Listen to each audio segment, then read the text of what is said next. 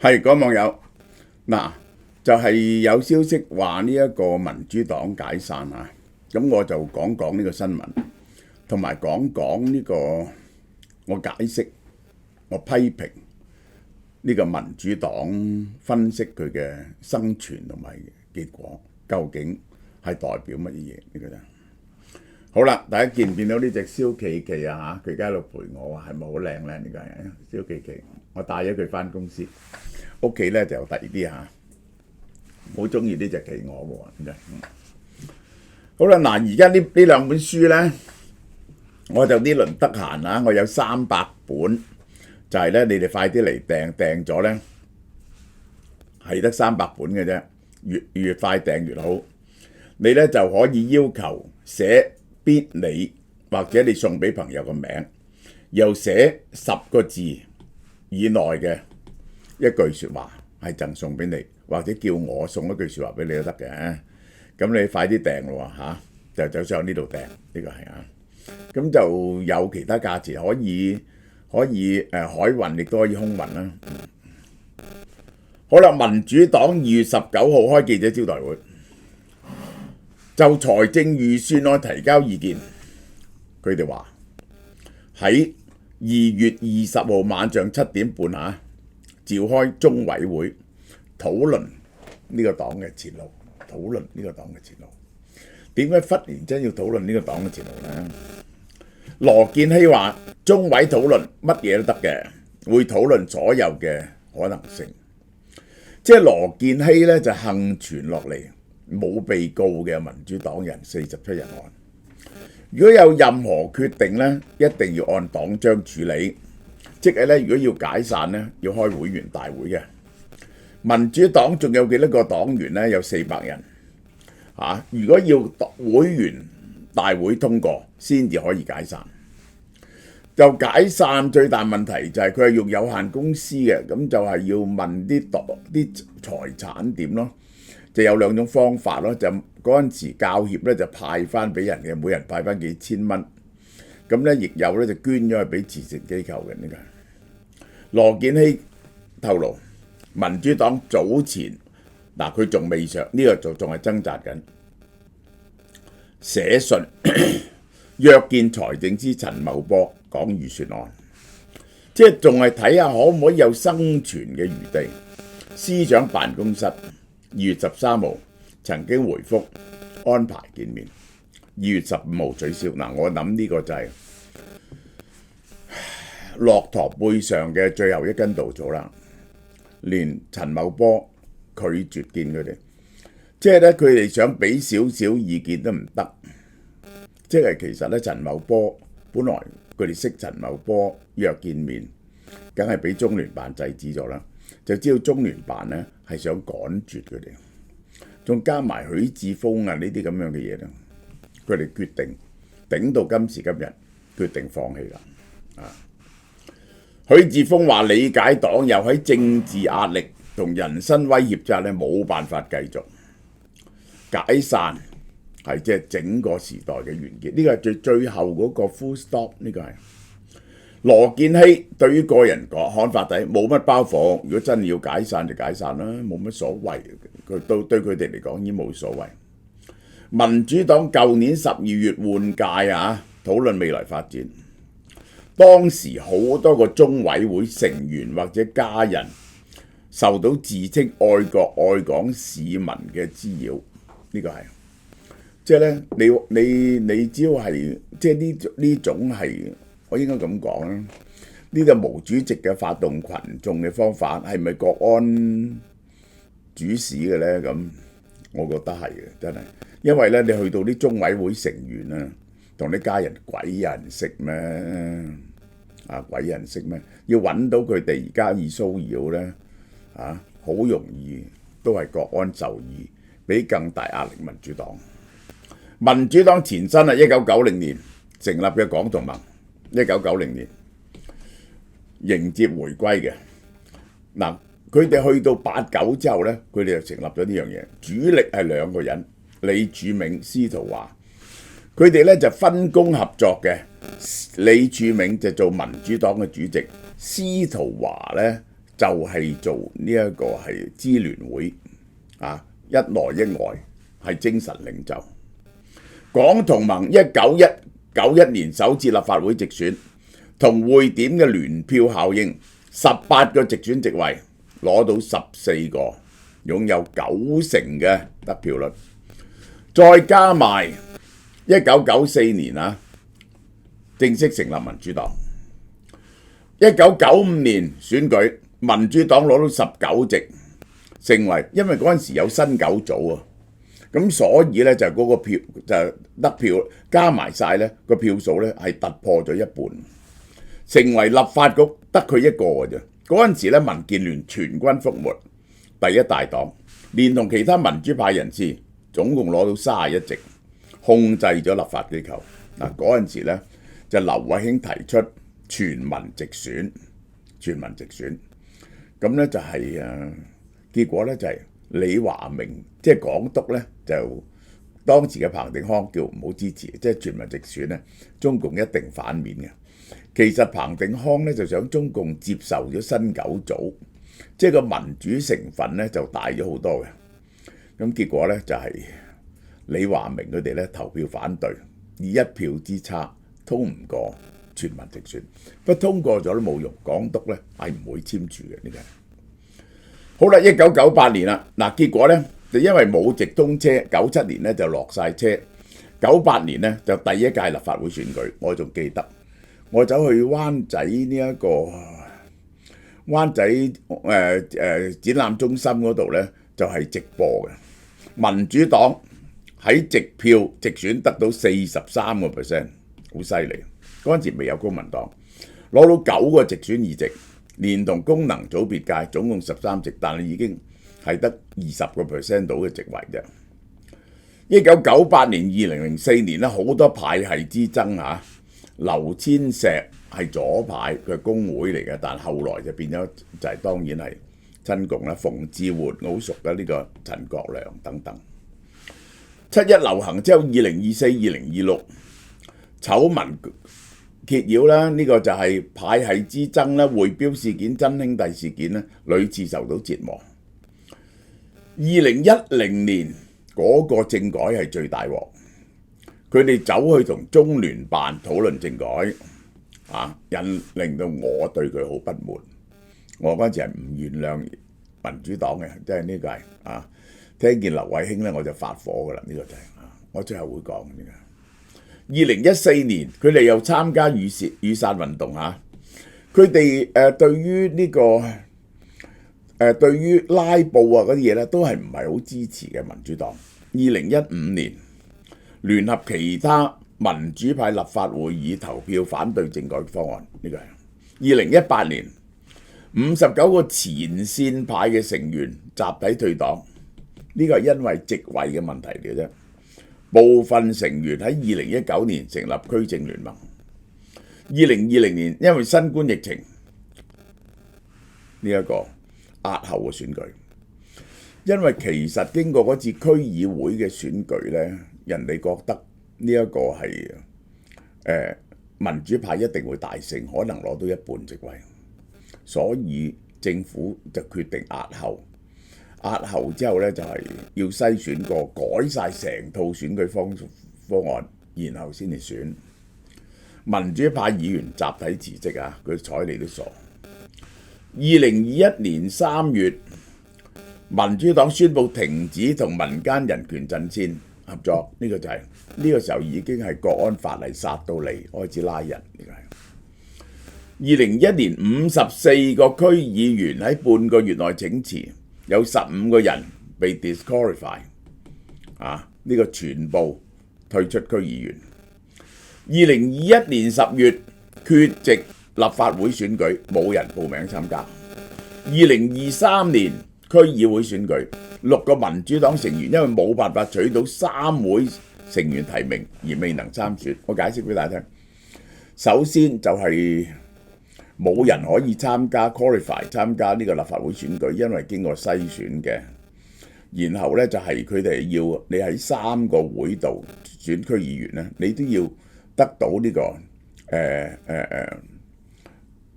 區議會係嗰啲地區諮詢會呢個治安呢個幾個會嘅人，嗰啲人咧全部係保守黨，佢哋咧就唔會提名你嘅，結果連提名都攞唔到。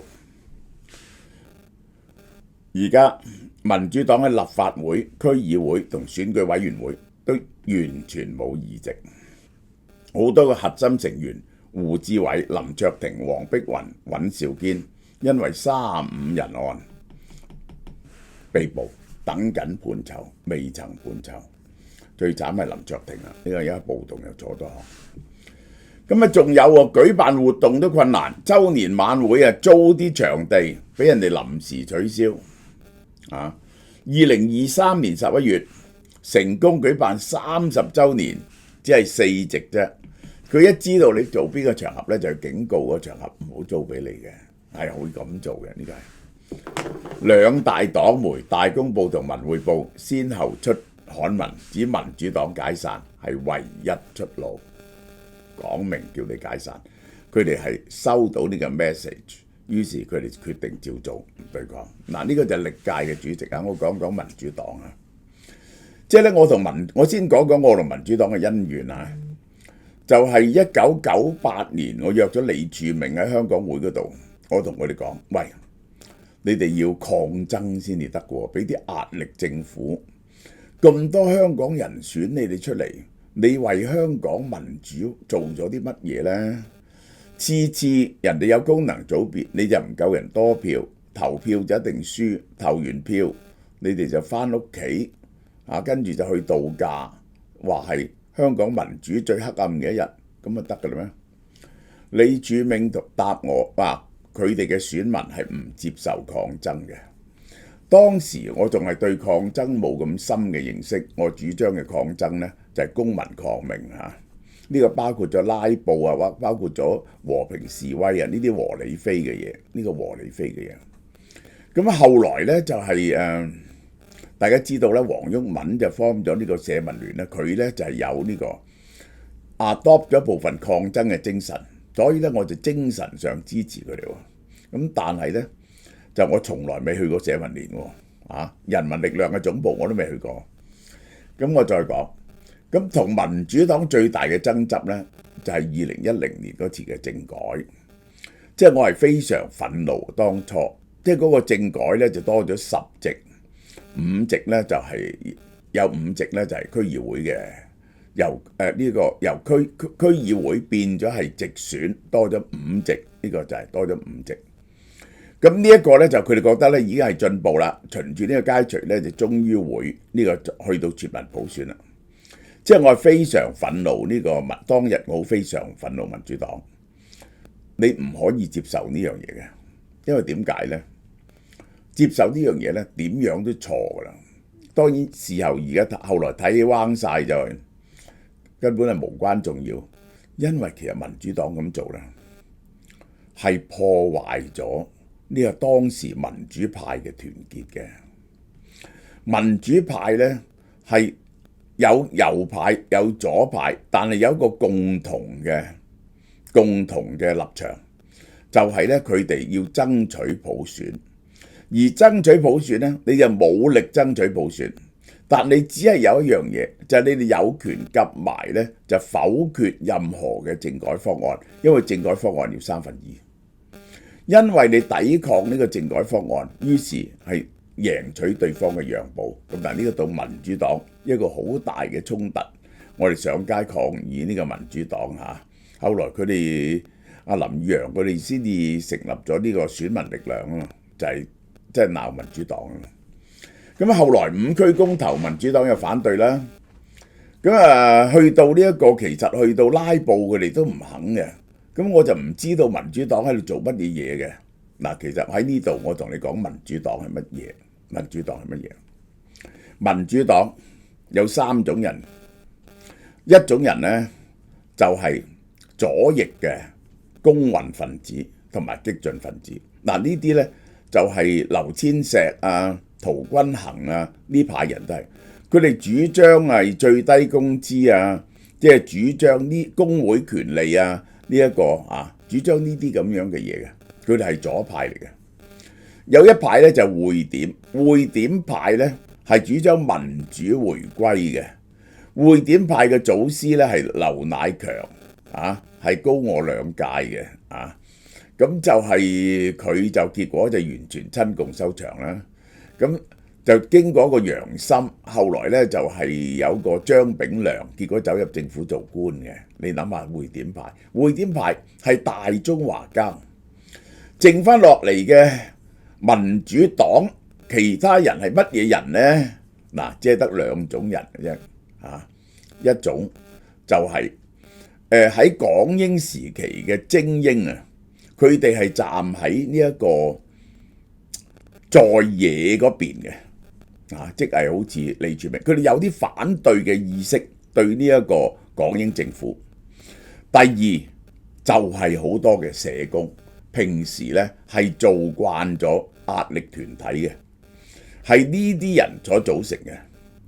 咁佢哋組成一個夾埋組成一個民主黨嘅 mentality 係點咧？我而家先明白。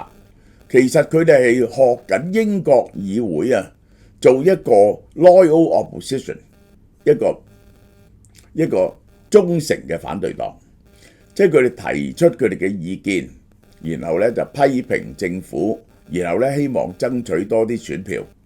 但係個問題咧就係咧，你做個 loyal opposition 咧，你係永遠唔會贏，因為點解咧？因為當時咧有一半係功能組別，功能組別係人哋呃咗8-9成嘅票，咁你點樣可能會得到一半票呢？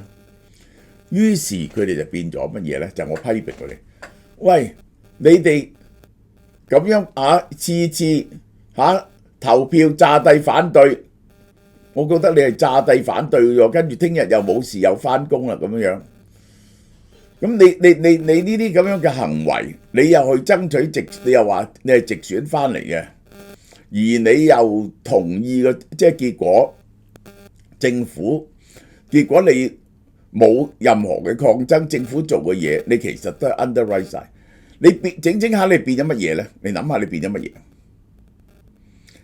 政府嘅裝飾品，你個永遠嘅 minority， 你個溫順嘅 minority， 你就扮反對，其實你唔係真正反對。真正反對咧，你係要用所有嘅方法去爭取民眾嘅支持。我話你哋民主黨啊，後來嘅公民黨都係第一，冇人有一個政治嘅領導能力，有個 vision 講出嚟，我哋係需要點，我哋想點，冇人帶領個社會，冇人作出論述，成班人咧係唔知喺度做緊乜嘢。第二，亦都係脫離群眾。佢哋發動唔到群眾嘅民主黨示威成日10個8個人嘅啫。嗰陣時我喺人民台，你知唔知我哋最犀利嗰次幾多人啊？我話俾你聽，我哋發動到群眾啊，做打小人係7000幾人，係逐個登記嘅。喂，我久唔久就搞群眾活動，要發動群眾。你做政治就要有一個論述引導嘅社會，然後你又要發動群眾。點樣將你呢套嘢 communicate 俾呢個群眾而得到佢哋嘅支持？民主黨係徹底失敗嘅，而佢哋只不過係一個政制建制派嘅裝飾品，嗰陣時係嗰種特區嗰個一國兩制嘅一種裝飾品。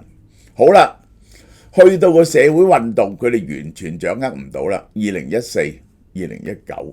終於香港人大多數人出嚟抗爭，雖然個抗爭脫離咗我講嘅軌道，民主黨兩邊不是人。